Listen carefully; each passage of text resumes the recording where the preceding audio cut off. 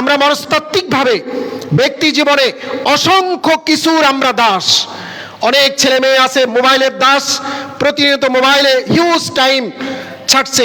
অনেক ব্যক্তি আছে সুনাম সুখ্যাতির দাস, অনেক ব্যক্তি আছে রাজনৈতিক নেতাকর্মীদের ডানে বামে ঘুরে সময় নষ্ট করার দাস, এবং কেউ আছে সেক্সের দাস, কেউ আছে বস্তুর দাস, কেউ আছে ভোগবাদের দাস।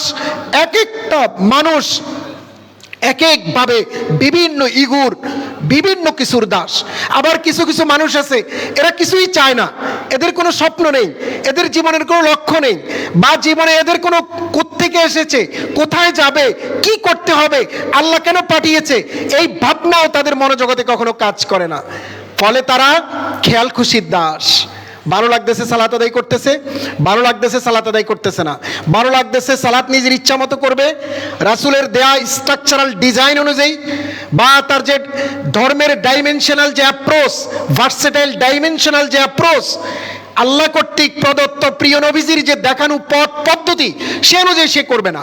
সে খেয়াল খুশি মতো করবে, ইচ্ছা মতো করবে, ভালো লাগলে করবে, পছন্দ হলে করবে, তার লাভ তার সুবিধা এ অনুযায়ী সে করবে। তাহলে এর হলো প্রবৃত্তির দাস।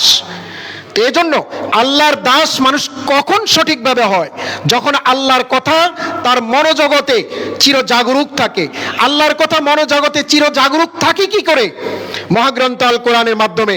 এই কোরআন পড়ার মধ্য দিয়ে, কোরআন অর্থ জানার মধ্য দিয়ে, কোরআনের শিক্ষা জীবন যাপনে বাস্তবায়ন প্রক্রিয়ার মাধ্যমে আল্লাহর কথা মনোজগতে প্রতিনিয়ত থাকে। এটা চর্চার ব্যাপার, জানার ব্যাপার, সৎসঙ্গায়নের ব্যাপার, সৎসঙ্গের ব্যাপার।